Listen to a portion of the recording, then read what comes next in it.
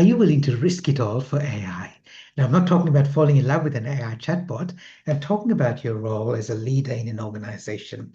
I was recently running a small group workshop for some of my clients, and we were talking about AI for leaders.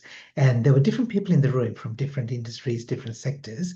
And many of the larger organizations, the leaders there were talking about how they're adopting AI and they're finding it very slow.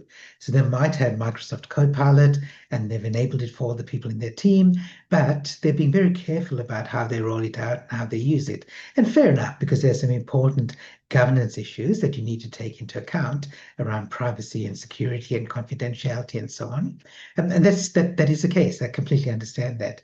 But there were also in the room some smaller operators, small business owners, and they tend to be much more proactive with using AI. They will try an AI tool, and if they don't like it, then they'll discard it and try something else. They'll have a go with something, and sometimes they won't. They'll build their policy on the fly. They might have some broad guidelines about how they can use AI, but as they go, they learn as they go. And the thing with smaller businesses is they tend to be more fragile because they're smaller. They don't have the same sort of assets and resources and expertise within the business. But when you're more fragile, you can also be more agile because by necessity, you just need to do stuff to get things done. Larger organizations, on the other hand, they're very risk averse. They're always looking at what might go wrong because they're worried about what could happen, not only externally, but internally for themselves, their status, their position, their role, their department. And so they tend to be more steady. But if you're too steady, then you just won't be ready. And with something like AI, you can't get the tech perfect. You can't get your policy perfect. This is not something that you can policy yourself into embracing AI. It is one of those things that's moving so quickly and is so new for most organizations that you have to be willing to be a little bit more fragile, to be a little bit less risk averse than you would otherwise be. Otherwise, you won't get anywhere and you'll fall behind. In fact, you're probably already falling behind. So the real balance comes between the two.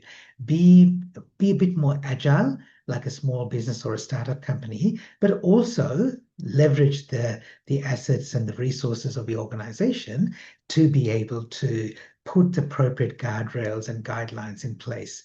And then work from both directions. So work from the top down, providing the right sort of policy, the guidelines, the technology, but also work from the bottom up, where you enable and facilitate everybody in your team and your organization to start using AI and learn how to use AI so that you can then be better informed about the next step because AI is not going anywhere. So better get on board now rather than falling behind. So that's my principle for you. Be more fragile so you can be more agile.